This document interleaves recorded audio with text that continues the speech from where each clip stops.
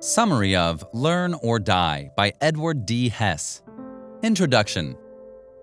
When I was a kid, my local TV station had a segment called Never Stop Learning.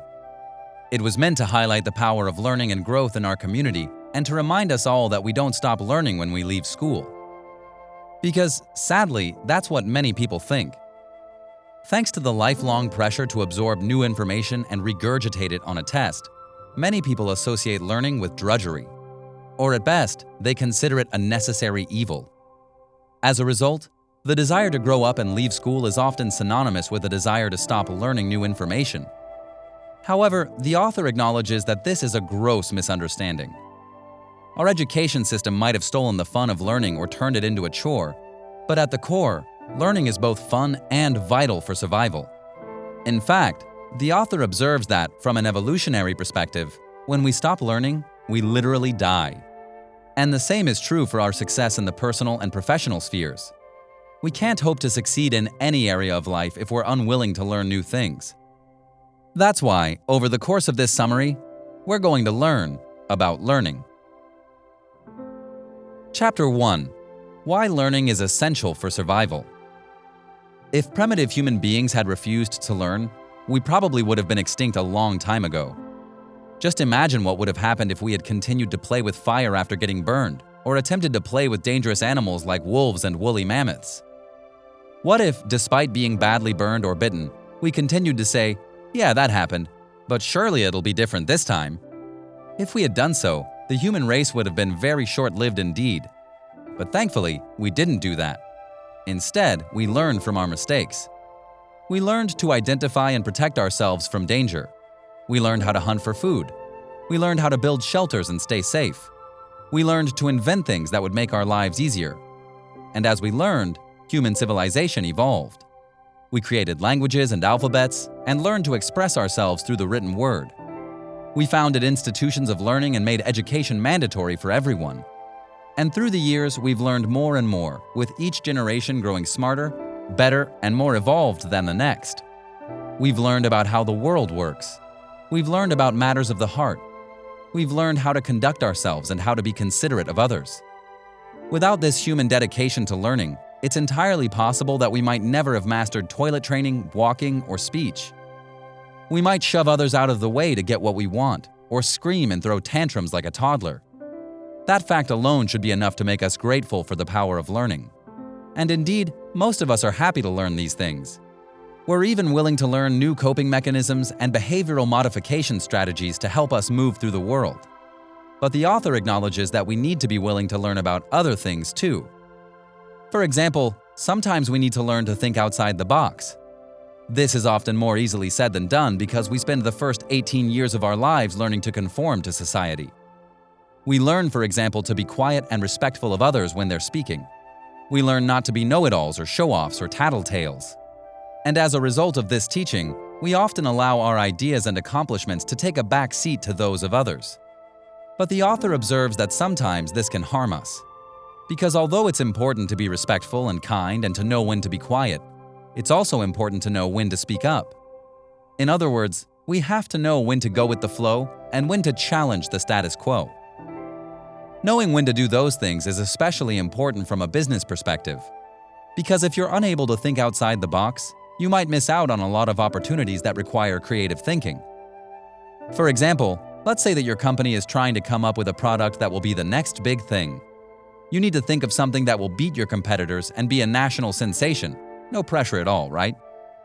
Coming up with an idea like that can be tough, especially if you're not able to think critically and creatively. Faced with that amount of pressure, it might be easy to give in and avoid trying something new. After all, you might get it wrong. You might come up with an idea that nobody likes, and both of those things are totally possible. But if you never try, one thing is for certain: your competitors will beat you to it. Because sure, you might have had a bad idea or two along the way, but you might have had a great one in the end. But if you never try, you'll never know. And you'll always be beaten by the people who do keep trying, who aren't afraid of failure, and who push on to develop those awesome ideas. So, in the end, your business will likely become obsolete. No one wants that. And that's why the author argues that our mindsets need an update. If we want to survive in the ever-changing business world, our thought processes will need a complete overhaul. And that means learning new ways of thinking and new strategies. Adopting an entirely new mindset might be tough, but the author believes that it's absolutely vital for survival. To help you adopt that new mindset, the author posits that you must first get your emotions under control. Human beings naturally fear what they don't understand. It's an evolutionary defense mechanism that's helped us survive and evolve. But while this might have been helpful to our Neanderthal ancestors, today, it often means that we're hesitant to try new things. That's usually because we're afraid of leaping into the unknown. We worry that we'll get it wrong, that we'll fail, or that we'll look silly. In fact, sometimes we're so afraid that we just never try anything new at all. And that's why you have to get your emotions under control if you want to learn new things. So how do you do it? Well, the first step is to admit that failure can be an opportunity. No one likes to fail or admit that we did something badly, so we often imagine failure to be the worst possible outcome in any situation. But the truth is that failure is an opportunity to learn. Because every time we get something wrong, we have a chance to learn how to get it right. So if we can start by relinquishing our fear and embracing our failure as an opportunity, we'll be on the path to learning new things. Chapter 2. Surround yourself with go-getters. Have you ever looked at a job application that said something like, "Seeking a self-motivated applicant," or "Now hiring self-starters"? Have you ever wondered what that meant? Put simply, a self-starter is someone who is highly driven and internally motivated. Rather than being incentivized by externals like, "Work harder and you'll get a week of paid vacation," a self-starter is motivated by their own personal drive. Therefore, it's no surprise that self-starters are exactly the type of people you want in your organization. Because whether you're a big corporation, a small startup, or a nonprofit, self-starters can help you get things done. Rather than existing as a drain on your resources, self-starters can actually replenish your time and energy by boosting morale, encouraging others, and delivering results. They can also help you achieve what the author describes as the primary goal for any workplace: becoming an HPLO. HPLO stands for High Performance Learning Organization. So what does that mean, and why should that be your primary goal? Well, the author argues that learning should be the core function of your organization. That doesn't mean that your company should operate as a university, or that you should encourage everyone to read and learn instead of doing any actual work. Rather, it means that your organization should be constantly growing.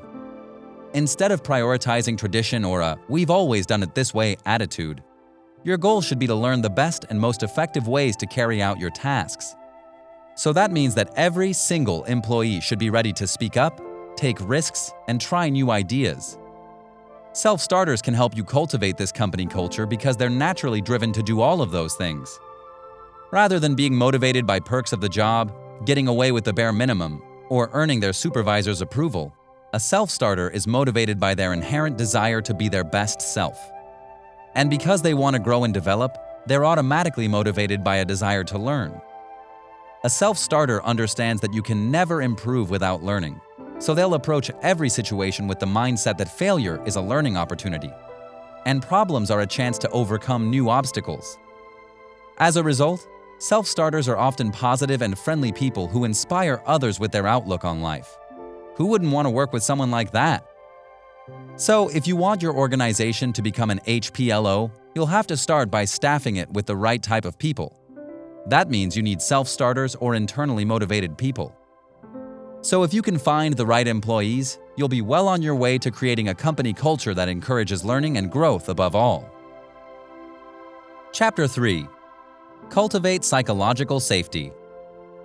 If people are going to learn and grow, then they need a safe environment in which to do so. And that means starting with a workplace that's grounded in psychological safety practices. But what does psychological safety mean, and how does it function in your workplace? The simplest definition is that psychological safety is exactly what it sounds like. It means that your workplace feels safe to everyone who works there. In practice, this might mean that people feel safe to speak up about their ideas or make suggestions. They might feel free to deliver presentations or advocate for themselves without fearing the mockery of their colleagues. They'd feel comfortable discussing mental health struggles or family emergencies because they know that their employers would treat these concerns with respect and dignity. In short, all of these examples are indicative of one core quality: safety. And from these examples, we can see that safety is integral for growth. After all, it's easy to see that people will struggle to learn in an environment where they're simply fighting to survive. So if you really want to encourage learning in your workplace, make sure you create a company culture that reflects these values. And a big part of that is embracing failure. As we discussed in the previous chapters, failure is, above all, a learning opportunity.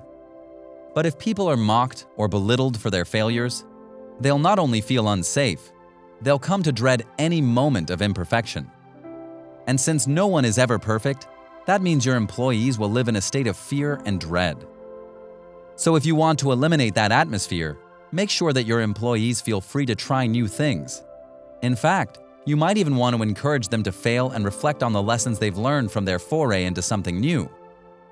Of course, that doesn't mean that you want your team to be slackers or that you want them to be comfortable with shoddy work. But it does mean that you're communicating the message we discussed earlier, that failure is a learning opportunity. And by removing the pressure to be perfect, you're creating an environment that is truly devoted to learning. So lead by example and show your employees that we are all learning all the time. No one knows everything, and no one gets it right all the time. But if you're always learning, then you're always a winner. Final summary. We've all heard the phrase survival of the fittest, and we understand that this principle is a core tenet of evolutionary growth. But we probably haven't taken the time to unpack that statement and consider what that really means. The truth is that survival of the fittest, like any other law of evolution, is dependent on learning and growth. In fact, that's how human beings made it this long. We adapted, we learned, and therefore, we survived. The same is true for the modern workplace. Unless we cultivate a desire to learn from our mistakes, try new things, and embrace failure, we cannot hope to survive. So if you want your business to succeed, you must cultivate a company that prioritizes learning above all.